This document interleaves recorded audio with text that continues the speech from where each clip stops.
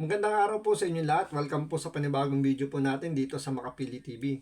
Ngayon, pag-usapan lang po natin itong posibleng kasama dun sa masasampahan pa ng reklamo tungkol dito sa yung mahiwagang maleta ba sa Rapid Tulfo in Action. Kasi dito binibigyan ng ah, masamang malisya yung pagkakasaoli dun sa bag ni Ma'am Maricor na to the extent na may nadadamay na ibang tao para lang mabigyan ng mali siya. Unang-una na rito yung kay Kayo na 'di ba? Ang balita ko masasampahan to ng reklamo ni Ma'am Maricon. Hindi ko lang sigurado, parang narinig ko lang din. Ngayon itong yung i-discuss dito ni Meloyap, isa rin daw ito do sa mga masasampahan din daw ng reklamo dahil sa hindi magandang mali siyang binibigay dun sa nangyari. So, bago natin simulan yung topic na to, maglalambing po ako sa inyo. Baka pwedeng pakipindot yung subscribe button kung hindi pa kayo nakasubscribe sa channel na to. Pakipindot na rin po yung like sa video. Wala naman pong bayad yan. Konting lambing lang po. So, panoorin po natin ito. Sino ba tong posible na isa raw sa mga pwedeng masampahan ng kaso ng tungkol dun sa maleta. Tapain ka natin. O, Teacher Mark, pasok! 50 million eh. Hindi, but anyway, in her case, hindi natin siya masisisi dahil meron nga siyang kamag-anak. Galing din kay Rapid Tulfo. Well, anyway, in her case, meron nga siyang kamag-anak na nasa hospital, father pa niya. Pero grateful.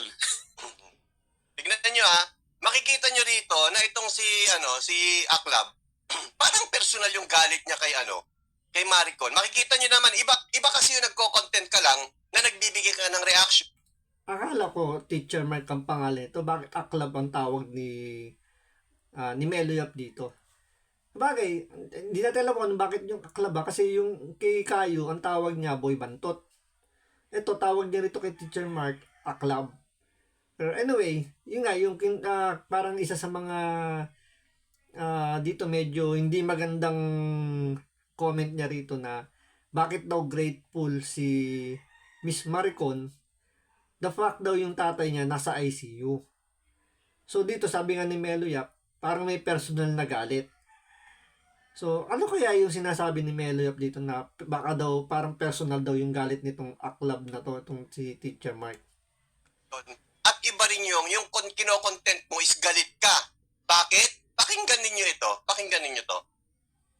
Celebrating ganyan ang muka.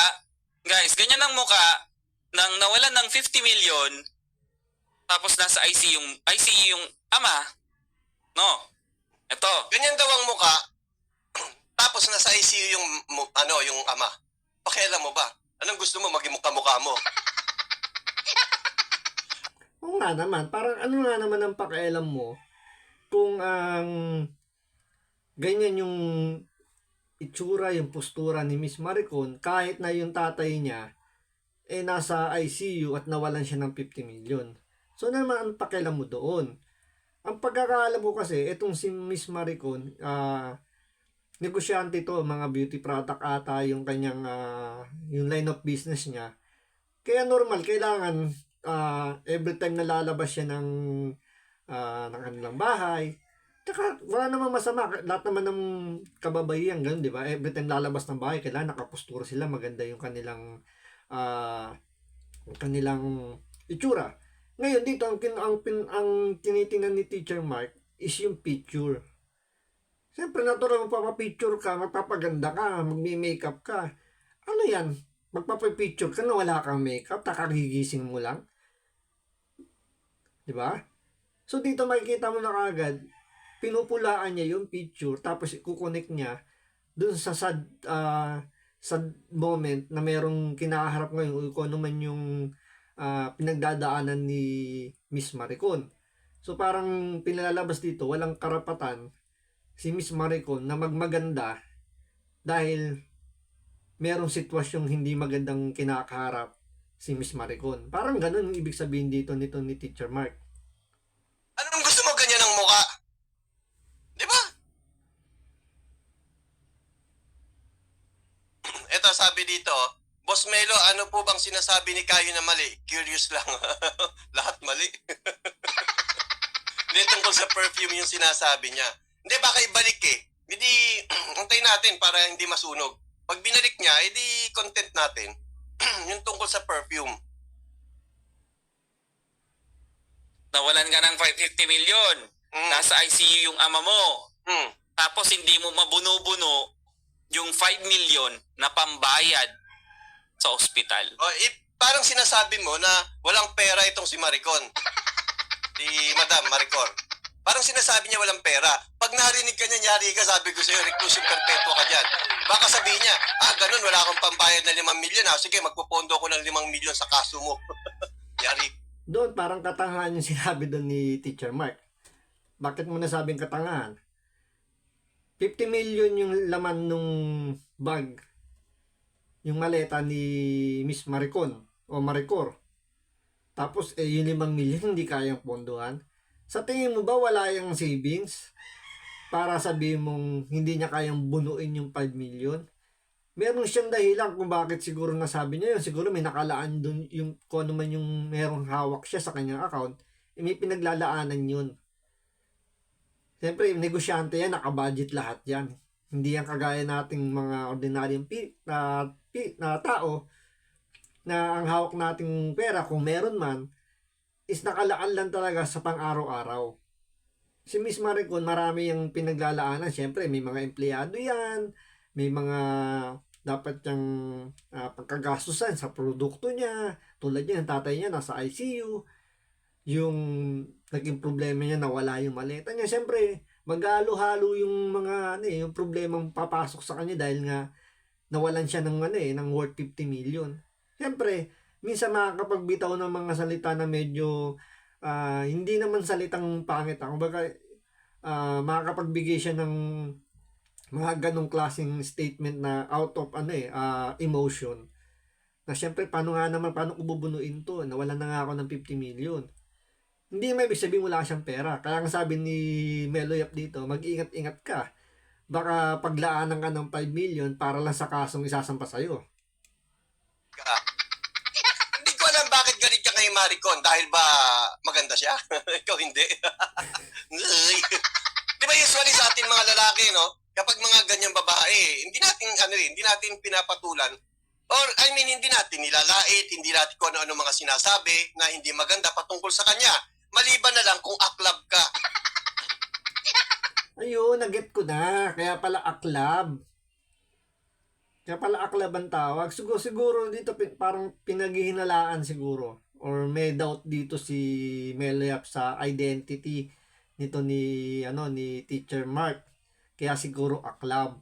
Tapos si Boy Bantot, yun nga yung Kayo, kung tawagin niya Boy Bantot. So yun pala yung reason. Kaya pala aklab. So kaya siguro nagagalit, siguro dahil nga sa itsura, siyempre maganda si Miss Maricor o Maricon, hindi ko lang kung anong tawag, hindi ko masyado maintindihan kasi kung Maricon o Maricor, basta yun, kay ma'am na lang. Siguro nga na tawag dito, insecure. Dahil nga maganda si Ma'am Maricon o Maricor, siguro dahil confused siguro sa kanyang pagkatao na siguro wini-wish niya sana ganyan kaganda, medyo na-insecure. Kaya siguro ganon. Ganyan kasi yung bakla. Meron silang feeling of yung magseselos sila, naiinggit sila, kaya kailangan siraan nila. Tandaan mo, wala kang kepyas, kaya wag kang kahit ipaputol mo yan, etits pa rin yan sa loob. Babalik na rin lang yan, yung ulo ipapasok. Etits pa rin yan kahit baliktarin mo yan. Tama ka, Alfredo Palita, insecure. Insecure, hindi ka uubra dyan, babae yan. Kahit anong gawin mo, aklab, babae pa rin yan, kaya wag kang galit. O, tuloy. Pero ganyan yung itsura mo. Diba? Ganyan yung itsura mo, tuwang-tuwa ka. O, tuwan-tuwa. Namumroblema ka sa lagay na yan, ha? Ibig ba sabihin kapag may problema ka, hindi ka dapat matuwa? Tulad niya, namatay. Hindi, tsaka isa pa. Paano niya nasabing tuwan-tuwa pa raw si Miss Maricon dito? Ang pinagbasihan niya, picture. Pero kung titingnan mo yung video doon sa pag-claim niya ng maleta, makikita mo yung lungkot na nahaluan ng tuwa dahil nakuha niya yung 50 million niya. O yung maleta niyang may worth 50 million. Kasi kung pagbabasihan yung picture, nakita niya nakatawa, oo, sasabihin mo, masaya yan, masaya. Eh, saan ba kinuha yung picture na yan? Baka may okasyon yan, baka andyan yung special someone yan nung kinuha na yung picture na yan, kaya masaya siya. Parang unfair naman para i-connect mo yung picture niya dun sa nangyayaring yung father niya is nasa ospital. Parang napaka-unfair naman nun. Siya. Oh, may sakit yung papa niya. Anong gusto mo? Kulay itim yung itim tapos kandila. Di ba karamihan ganun? Kapag may namatay, itim tsaka kandila yung nasa profile. Ako maraming mga namatay na sa family ko pero never kayo makakita ng kandilang itim dito sa sa Facebook ko. Lalo na sa mga friend ko dito sa Facebook. Hindi niyo ako makikitaan. Of course, may mga namatay na akong kamag-anak. Halimbawa, yung papa ko namatay. Wala akong post na itim na kandila. At wala akong post na umiiyak. Hindi katulad ni Boy Bantot, umiiyak. Wala na rin ngayon yung content niya na ako mag-upload. Gusto mo, Boy Bantot? Uy, strike niya ako. Na-download ko, Boy Bantot, yung pag-iyak mo. Hindi ako nagpo-post ng iyak. Happy lang dito sa ko sa channel ko, sa Facebook ko. Pero dito, para kay kay Aklab, gusto niya madrama ang buhay ni Maricon. Tandaan nyo, iba-iba ang style ng tao sa pagtanggap ng problema. Meron iba, tulad mo, kahit anong gawin mo, mukha mo talaga, mukha ka may problema. Dahil yung mismong mukha mo, Aklab, yan ang problema. Kaya wag mong itulad yung ibang tao sa'yo. Okay? May punto naman si Melo Yap. Totoo naman.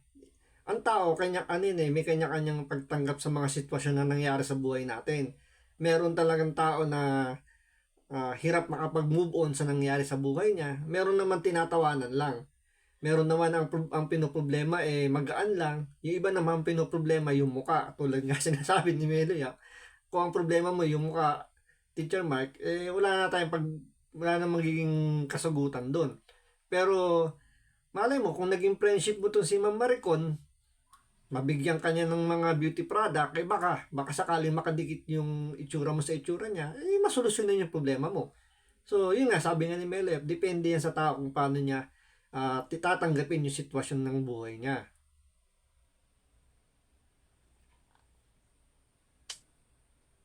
Good night, Melcher. Gabihan, hindi, pares lang pala. Nag-post ka uli. Diba? Same context. Hindi nawawala rito. May nawawala daw. October 4, October 26. May dinilit siya rito. Tignan nyo Bakit? Kung may dinilit? Sige nga, ipaliwanag nga ninyo. Halimbawa na mayroon dinilit si Maricon. Maricor pala. Halimbawa may dinilit siya. Facebook mo ba yan? Ako nagdi-delete din Nagdi-delete din ako. Oo nga naman, tama naman yung punto ni Melo Yap uli dito. Ano naman ang pakialam natin kung magbura ng post si Miss Maricor? Ano naman ang pakialam natin kung ayaw niya yung ipinost niya? Halimbawa, nagkamali lang siya ng post, hindi yun dapat yung picture o hindi yun dapat yung caption dahil siguro baka ang nasa isip niya magpo-promote siya ng kanyang mga produkto o meron siyang isa-shout out na kakilala o followers na ganyan. So wala naman sigurong mali kung nagbura siya doon. Facebook page niya yun, channel niya yun, kung YouTube yan. Kumbaga, basta post niya yun kanya yun ano ang pakialam natin doon? Aklab, pakisagot. Pag nag-delete siya sa Facebook niya, tama sabi ni Miyagi, issue na naman. Parang yung kay Boy Bantot, issue din yung boses ni Maricor. Kanya-kanya silang libel na ginawa. Iba ang version ng pagka-libel na ginawa ni Boy Bantot at iba rin ang issue ng pagka-libel na ginawa ni Aklab. Actually, ewan ko kung may pe-play ko to Kung may pe-play ko to, kasi ito kanina naka-stop na ito May papakita lang ako sa inyo kung paano inano ni Boy Bantot ito. Play ko muna yung kay Boy Bantot. Buti ito, hindi ko ginalaw kasi pag nirefresh ko ito, yari na, wala na. Finish na. Oh. Pakinggan natin to ha. Uy, wala na talaga. Galing ni Boy Bantot. Laugh trip ka talaga, Boy Bantot. O, tulad niyan, nagbura ng ng post si Kayo, yung Boy Bantot na sinasabi niya, nagbura ng post. Ibig sabihin, may maling ginawa tong si Kayo na Boy Bantot. Kasi sinasabi nito ni Teacher Mark, nitong aklab na sinasabi ni Melo, na nagbura raw ng post si Miss Maricor. So same thing nang ginawa rin nito ni Kayo. So yun yung ibig niya parang yun ang gusto niyang palabasin. So inilalaglag nito ni Teacher Mark si Kayo. Dahil parehas sila ng ginawa ni Miss Maricor.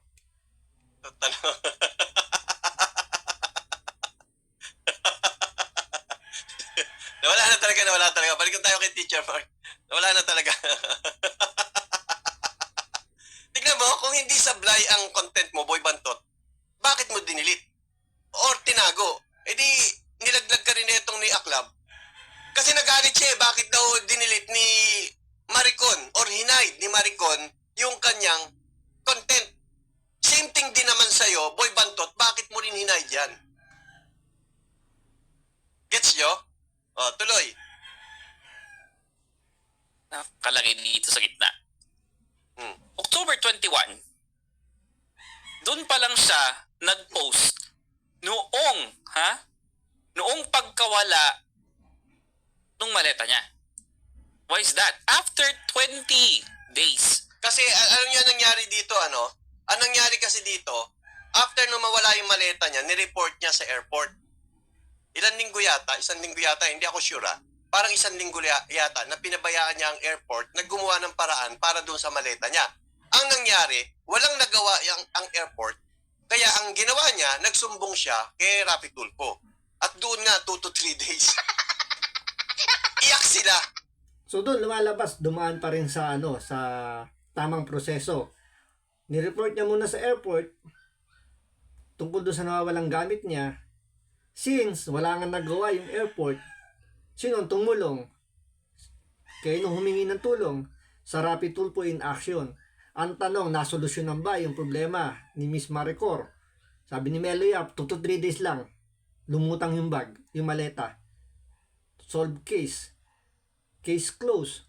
Tapos, ginawan ngayon ng issue nito nila Teacher Mike na scripted lang daw yung nangyaring pagkakawala at yung pagkakasurrender ng maleta. Ngayon ito, sinisiraan nila si Maricor, ito, si Aklab, insecure. Insecure, huwag ka ma-insecure sa babae. Ma-insecure ka sa kapwa mo, Aklab. Kaya alam ko, insecure ka sa akin eh. Na-insecure ka sa akin, alam ko. Bagamat kalbo ako, mas maganda ako sa'yo. O, tuloy. Doon pa lang niya ipinost yung maleta na missing. Ano yan? Parang I think yung maleta kasama nun sa kotse. Pero pagtingin nila wala pala, ganon. Knowing that 50 million worth of valuable things, jewelries, ang nasa loob ng maleta na yon. Hindi mo inakyat ng bahay nyo. Dumating ka ng bahay, mo lang dyan sa kotse. Bahaya mo lang dyan sa kotse, wala namang kukuha dyan eh. Tingnan mo, yung sinasabi niyang yun. Parang, iyan mo yan sa kotse total, wala namang kukuha niyan. Unang-una, saan ba pinapark yung sasakyan niya? Di ba nasa loob naman ng bahay yun? Siguro, noong time na yon pagod na pagod si Miss Maricor dun sa biyahe niya, kaya hindi niya na masyado naisip siguro yung gamit niya. Total, nasa kotse lang naman eh. So, ano naman siya dun sa kasama niya na nagmamaneho, na kampante naman siya. So siguro hindi niya naisip na yung bag niya na kunin niya at iakit doon sa kwarto niya. Siguro sobrang pagod. Dumiretso lang. Siguro ang nasa isip na lang din niya na yung kasama niyang nagda-drive or yung kanyang assistant na kasama niya is magkukusa na lang na kunin yung bag at iakit doon. Tapos yung mga kasama naman niya siguro nung tiningnan yung sasakyan, akala nila, binitbit na ni Miss Maricor yung bag niya papunta dun sa, yung maleta niya dun sa loob ng bahay niya, dun sa kwarto niya. So, siguro ganun yung naging thinking nila pare-parehas dahil nga pagod sa biyahe, kampante na sa isa't isa. So, yun yung naging lapses lang siguro dun ng time na yun. So, dito, binibigyan kasi dito nila ng issue na after 21 days, saka pa lang sila nag-file ng doon pa lang nila nalaman na nawawala pala yung o yung mga ilang araw pa nila nalaman bago nila na find out na wala pala yung maleta doon. Sabi dito, Teacher Mark, kotse ko 1.5M lang, madalas ko na nami-misplace. Shout out Jacong Ramos. Diba, there's something wrong already. Na, There's something wrong already. So may mali daw. Sabi niya, may mali daw. Mo na may makakuha na nung bag tsaka may stage? Oh. Naantay mo na may makakuha na ng bag tsaka mo stage? Ihintayin mo na may makakuha na nung bag tsaka may stage? Scripted? Stage lang daw. Yari ka, sabi ko sa'yo. Private person yan. Actually, sinagot ni Kayo yun, yung binura niya. Nandun eh. May basihan siya kung bakit niya tinawag na public person daw itong si Maricor. Kaya nga yun ang gusto kong sagutin eh. Kaso, tinago. Anong sabi niya ulit? Ulitin natin? Ihintayin mo na may makakuha na nung bag tsaka may stage? Yung Ratang ba yan? Yes. Kinuha ba niya yan sa comment section? No. Galing sa kanya yan.